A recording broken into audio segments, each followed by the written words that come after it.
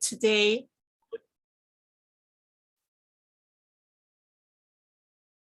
Let's read the scripture today in English.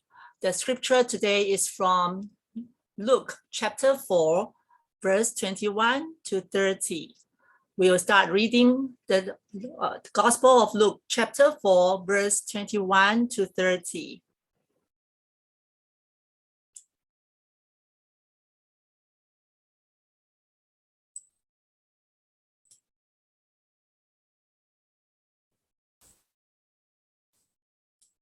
Then he began to say to them, "Today this scripture has been fulfilled in your hearing."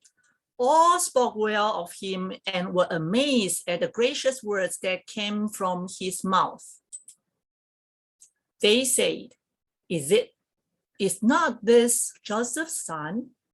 He said to them, "Doubtless you will quote to me this proverb, 'Doctor, cure yourself.' And you will say, 'Do here also in your hometown the things that we have heard you did at Capernaum.' And he said, 'Truly I tell you, no prophet is accepted in the prophet's hometown. But the truth is, there were many widows in Israel in the time of Elijah, when the heaven was shut up 3 years and 6 months, and there was a severe famine over all the land. Yet Elijah was sent to none of them except to a widow at Zarephath in Sidon. There were also many lepers in Israel in the time of the prophet Elisha, and none of them was cleansed except for Naaman the Syrian. When they heard this, all in the synagogue were filled with rage. They got up, drove him out of the town, and led him to the brow of hill on which their town was built, so that they might hurl him off the cliff. But he passed through the midst of them and went on his way.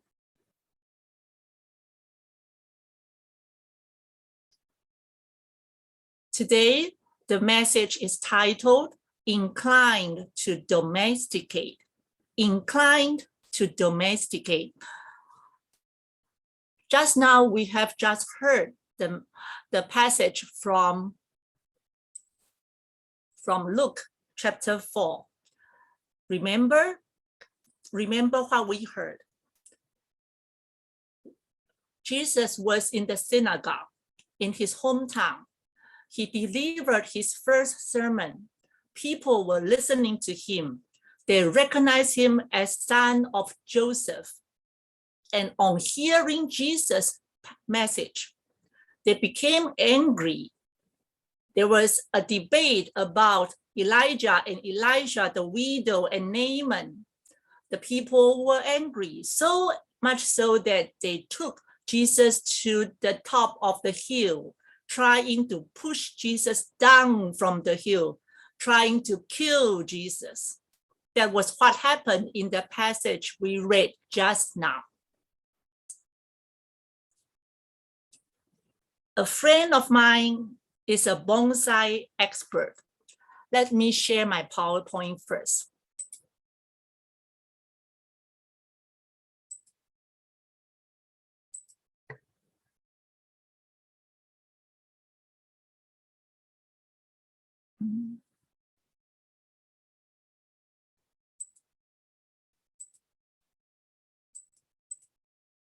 What do you see a bonsai plant?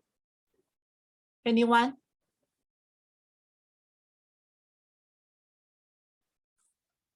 Yes. Yes. Okay, good. Okay. So right now you see a bonsai plant. I will introduce this sermon with a bonsai plant. The title of the sermon is Inclined to Domesticate. The scripture is from Luke 4. So some of you might be thinking, what is the relationship of Luke 4 inclined to domesticate a bonsai plant. Let me start the story. A friend of mine is a bonsai expert. One of his most treasured creations is a maple tree. It's a maple tree. This maple tree bonsai earned him many prizes in international competitions. His bonsai maple tree is about 70 cm tall, sitting in his living room in his comfortable resort up in the mountain. Many of his guests marvel at the beauty of this maple bonsai. This maple bonsai reflects my friend's character exactly. I am deeply impressed by his dedication in taking care of his bonsai plant. When I look at this prestigious maple bonsai, my mind drifts to the New England foliage. I live in New England. I'm very familiar with the foliage in New England. When I look at his bonsai plant, I think of the foliage in my White Mountain. In New England foliage, I see a whole mountain of wild colors shimmering across the horizon. Those trees in White Mountain are at least 70 feet tall. As I look at my friend's bonsai, I wonder if this prestigious maple bonsai would turn color in autumn. I wonder secretly. I did not ask him. I understand my friend has a love for his maple tree. I understand his desire to have a maple tree in the pot in his living room. His maple tree bonsai represents his inclination to domesticate things he loves. His maple tree bonsai also represents our inclination to domesticate things we love. He has a maple tree domesticated into a bonsai. Some of us have wild animals domesticated into chained pets. This domestication might be due to love, due to safety concerns, or due to control issues. The people of Nazareth want a physician who can heal himself, who can prove himself to be worthy of his reputation.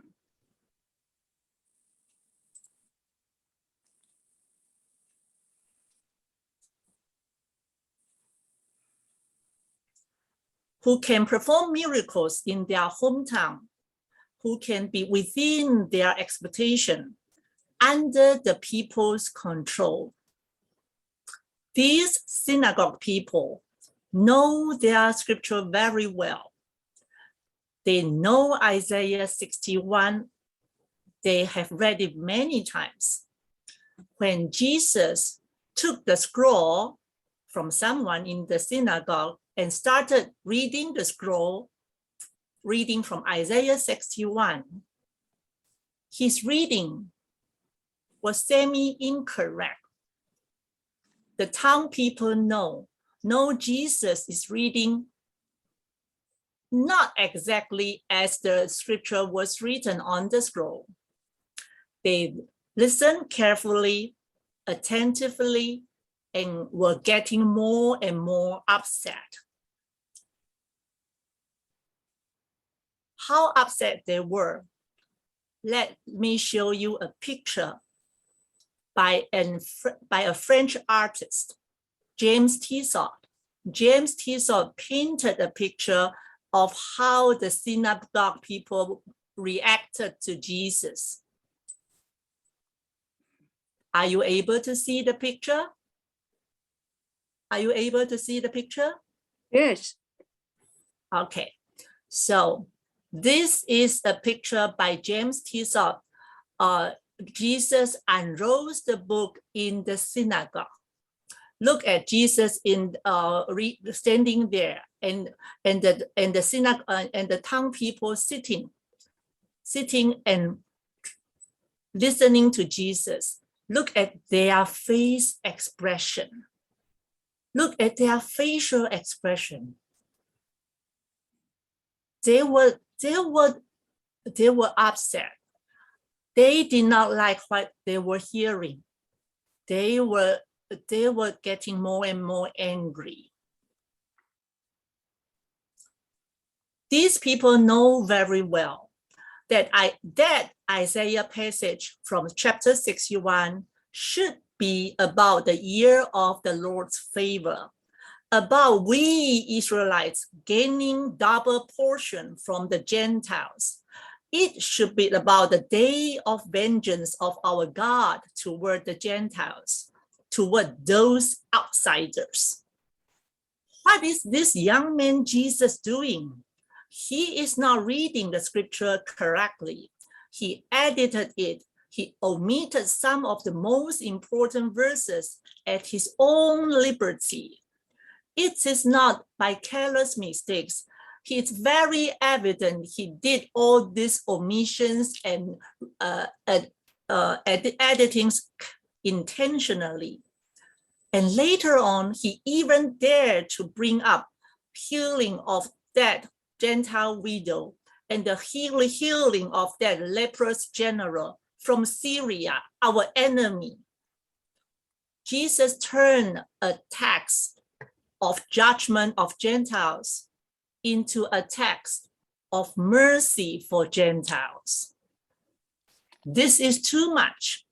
This young man Jesus has departed from the scripture and even claimed he is the fulfillment of the prophecy. It is almost like blasphemy.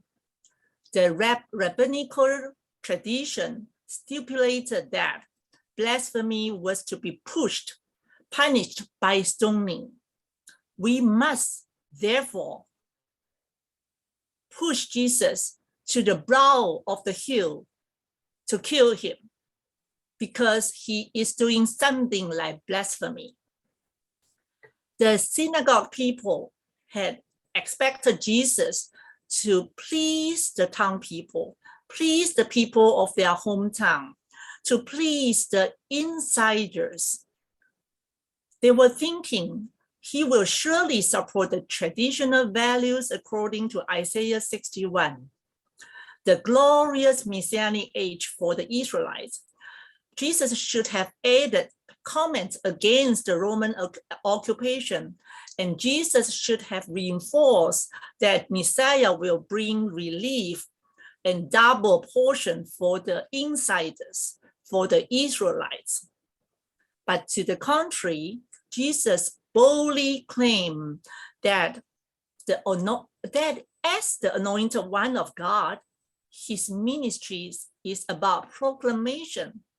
His ministry is about advocating justice and compassion to the outsiders. He even said that a Phoenician widow and a Syrian leprous general has God's priority above we Israelites. For these synagogue people, Jesus does not conform to their long treasured belief. Jesus is too free, too forward, too modern, too capricious. They want a static prophet who conforms to their own design. What is their own design?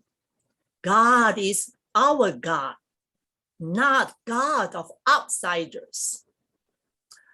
These people want a God that reflects their own tastes. Their tastes do not include widows from Phoenician. Their tastes do not include outsiders. Their tastes, of course, did not include enemy Syria. These synagogue people want a prophet within their own expectation, own imagination, even own image. Now, let's return to the bonsai maple that we talked about in the very beginning. A bonsai maple sits in the pot in my friend's living room. These synagogue people want a Jesus that is a shrink version of God, a shrink version of God. They want a Jesus that is smaller, that is like a bonsai, sitting in a pot in their comfort zone without those Syrian leprous general, those enemy, those widows from outside. They want a domesticated Jesus. When we first read the passage from Luke 4, we might think Jesus is rejected, therefore he goes elsewhere. But on careful reading, we would come to understand that Jesus is rejected because he goes elsewhere, because he is inclusive, because he is elusive. He is rejected because he goes elsewhere, inclusive and elusive. This is not the kind of Jesus the synagogue people want. Jesus knows this. Jesus passed through them and went on his way. In their inclination to domesticate, they lost Jesus. They lost Jesus because they are inclined to domesticate.